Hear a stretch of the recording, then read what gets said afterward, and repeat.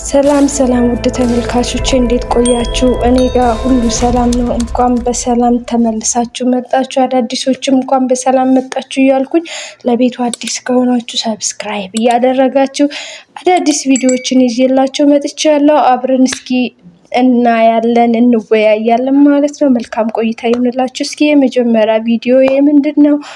የገለቴ ጉዳይ ነው። እንግዲህ መሰረት ደፋር ምን አለች? ሁላችንም የሀሳባችንን እየሰጠን እንወያያለን ማለት ነው። መልካም ቆይታ። እንደው ክብርት አዳነች አቤቤ የገለቴን ጉዳይ እንድታይልን ቢያንስ እቺ የምትኖርባትን ቤት እንድታተርፍላት ነው መልእክት ማስተላልፈው። እኔ ዛሬ የሚያመኝ ነገር የገለቴ ገንዘብ ንብረቷን ማጣት አይደለም። እኔ ዛሬ 3 ልጆች አሉኝ። ገለቴ ግን የሁሉ አመት ሮጣ አንድ ልጅ እንኳን የላትም። ይሄ ለኔ በጣም ነው የሚያመኝ። እኔ የገለቴ ገንዘብ የምን ጉዳይ አይደለም። ገለቴ ብቻ ሳይሆን በአሁን ሰዓት ብዙ ሴት አትሌቶች በዚህ ጉዳይ ውስጥ ያለፉ ባዶ እጃቸውን ቀርተው በአሁን ሰዓት ምንም ሳይኖራቸው የሚኖሩ ስላሉ ይሄ ላይፍ ጋርድ መጥቷል። እንግዲህ መንግስትም የሚመለከተው አካልም በተለይ ደግሞ የሴቶች ጉዳይ በዚህ ጉዳይ ላይ ጠንከር ያለ ነገር አድርጎ ለአትሌቶቻችን መፍትሄ እንዲፈጠር በዚሁ አጋጣሚ አስተላልፋለሁ። ገንዘቧ የለም፣ ሞራሏ የለም፣ ከኛ ሁሉ ሸሽታለች። እውነት ለመናገር እኛ ልጆች ይዘን ስንሄድ እሷ ግን በእጇ ይዛ የምትሄደው ልጆች የለም። የእህቶቿን ልጆች ነው የምታሳድገው። እናቷን እኔ በአካልም አውቃቸዋለሁ፣ አካል ጉዳተኛ ናቸው። እና የተሰማኝን ነገር ለመናገር እውነት ለመናገር በጣም ቃላት ያጥረኛል። እንግዲህ ለገለቴ እንደ ሴትነቴም እስከ መጨረሻው ድረስ ከጎኗ እንደምቆም በዚህ አጋጣሚ እንደው ክብርት አዳነች አቤቤ የገለቴን ጉዳይ እንድታይልን ቢያንስ እቺ የምትኖርባትን ቤት እንድታተርፍላት ነው መልእክት ማስተላልፈው። ቢያንስ እቺን ቤት እንደ ሴት ነው መጠይቃት ወይዘሮ አዳነች አቤቤን ቢያንስ መኖሪያዋን። ገለቴ አሁንም የመሮጥ አቅም አላት፣ የመስራት አቅም አላት። በደረሰባት ጉዳይ ነው ከሩጫው እንኳን የወጣችው። በዚህ መሀል እንኳን የካናዳ ላይ የተደረገ ማራቶን በተደጋጋሚ አሸንፋለች። ይሄ ሁሉ ጣውረድ እየደረሰባት። ስለዚህ እኔ እንግዲህ እንደ ሴት እስከ መጨረሻው ድረስ ከገለቴ ጋር ቆሜ ቢያንስ ሌላው ቢቀር ጎዳና እንዳትወጣ የቀራትን መኖሪያ ቤት መንግስት በተለይ ወይዘሮ አዳነች አቤቤ ቤቷን እንድታተርፍላት ነው ጥሬን ማስተላልፈው። በህግ የተያዘ ጉዳይ ስለሆነ እንግዲህ ያው ገለቴ ቅድም ስለሽም እንደተናገረው አትሌቶች እንግዲህ የራሴን እንኳን ብናገር ለ20 አመት የተዘጋ ኑሮ ነው የምንኖረው። እድለኛ ሆኖ ጥሩ ሰው ያጋጠመው ሻይን አውት አድርጓል።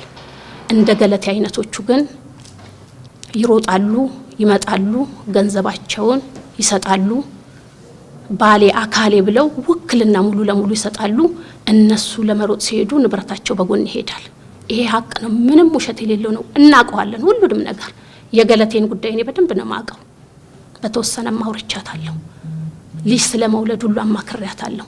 ግን አንድ ሴት ልጅ 20 አመት ሮጣ አእምሮህ ተረጋግቶ 20 አመት የተደበደበ ሰውነት አእምሮህም ሰውነትህም አርፎ ነው ልጅ ለመውለድ እንኳን ሬዲ የምትሆነው። ያንን እድል እንኳን አታለች።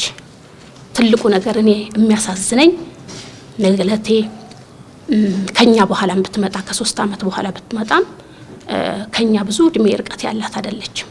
እና ሴት ልጅ ደግሞ እንኳን ሮጠ ሳትሮጥ በአሁን ሰዓት ልጅ ለመውለድ ምን ያህል መከራ እንደሆነ ማንም ይገባዋል።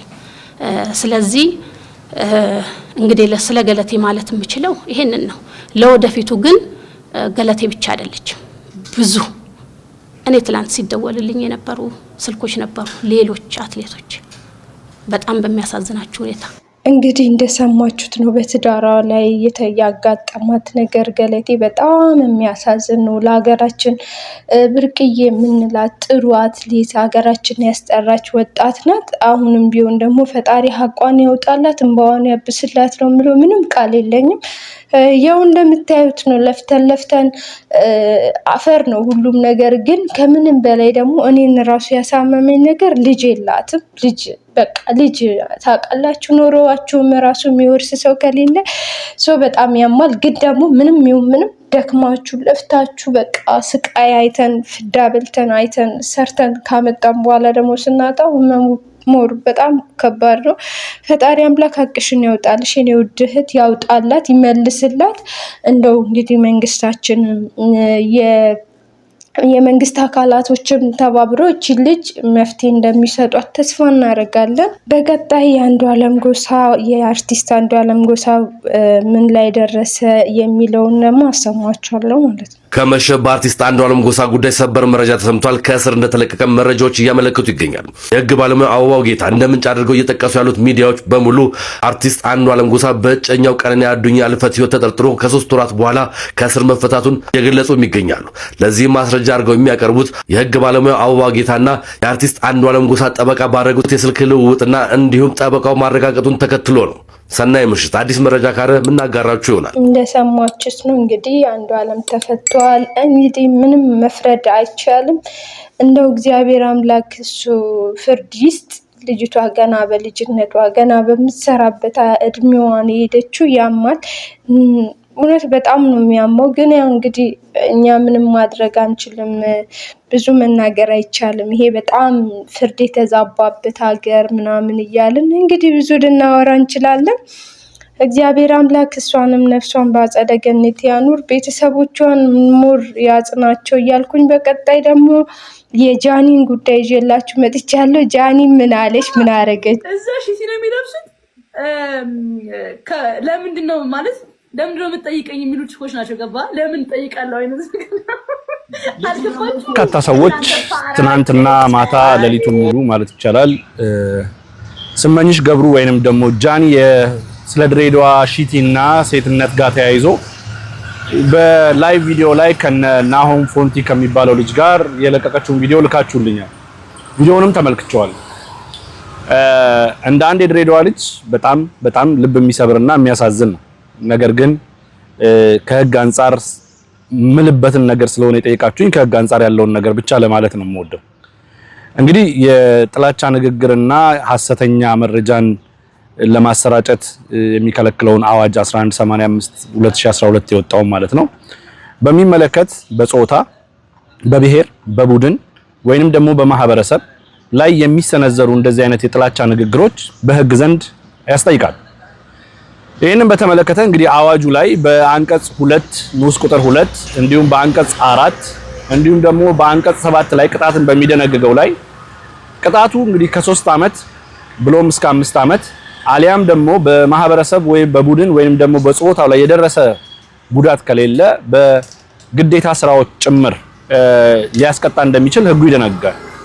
ስለዚህ እንደዚህ አይነት የአፍ ወለምታ የሚመስሉ ነገር ግን ዴሊብሬትም ወይም ደግሞ ሆን ተብለው የሚደረጉ የጥላቻ ንግግሮች ከህግ ዘንድ ተጠያቂነትን ያመጣሉ ማለት ነው። ስለዚህ በዛ ላይቭ ቪዲዮ ላይ እንግዲህ እህታችን የተናገረችው የድሬዳዋ ልጆች ሺቲን በመልበሳቸው እስኪጠየቁ ድረስ እንደማይጠብቁ፣ ሴትነታቸውን በሚያዋርድና በሚያንቋሽሽ ከሰውነት በወጣ ወይም በዘለለ እሷ ሴት ሆና ማለት ነው በሚያንቋሽሽና አጸያፊ በሆነ ቃል እስኪጠየቁ ድረስ አይጠብቁም በማለት የሰጠችው ትችት ከህግ ዘንድ ምንም ጥያቄ የለውም፣ ያስጠይቃል። ስለዚህ በዛ ቪዲዮ ላይ የተሰማኝን አንደኛ ሀዘኔታ፣ ሁለተኛ የህግ ምልከታዬን ይሄን ይመስላል።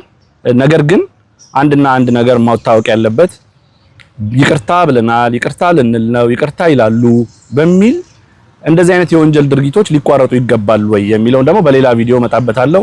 አመሰግናለሁ። እንግዲህ የጃኒን ጉዳይ እንደሰማችሁት ነው። ያልሆነ አጸያፊ ቃላቶችን በማውጣትና ትንሿ ድሬ ተወዳጇን ድሬ በመናገሯ የመጣባትንና የሚመጣባትን ነገር ከባድ ነው። አንዳንዴ ታወቅን ብለን ወይም ደግሞ ሰዎች እየሰሙን ነው ብለን መናገር የሌለብንን ነገር ካለመናገር መቆጠብ ይሻላል ብዬ ነው የማስበው። ፈጣሪ ካንቺ ጋር ይሁን። እንግዲህ ከዘመዶችሽ ጋራም ከተቀላቀልሽ መልካም የመዝናናት ጊዜ ነው ይባላል። ዋይዘው እኔ ስቃለሁ። ምክንያቱም ለምን አንዳንዴ የሚያስቁ ነገሮች ላይ መሳቅ ነው መናገር የለባትም ብዬ ነው እንደኔ የማስበው። እስኪ እናንተ ደግሞ በእነዚህ ቪዲዮዎች ላይ ሀሳብ አስተያየታችሁን ስጡ። ኔክስት ታይም እስከምንገናኝ ባይ፣ ሰላም ቆዩ።